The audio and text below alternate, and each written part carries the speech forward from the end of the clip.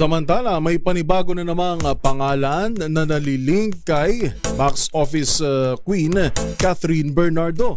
At sa pagkakataong ito, hindi isang kasamahan sa industriya o hindi isang artista kundi isang politiko. Ang tanong ng taong bayan, sino ba talaga? Kung sino siya, alamin sa Showbiz Report na ito.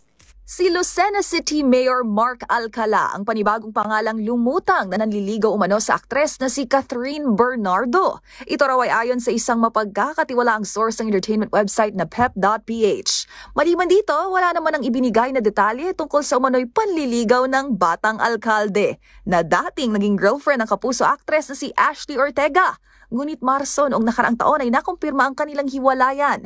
Minsan ding na-link si Mayor Mark Alcala kay volleyball star Mika Reyes. Sa ngayon, nasa Canada si Catherine Bernardo para sa kanilang pelikulang Hello, Love Again ni Alden Richards. Ito ang part 2 ng kanilang 2019 blockbuster film na Hello, Love, Goodbye.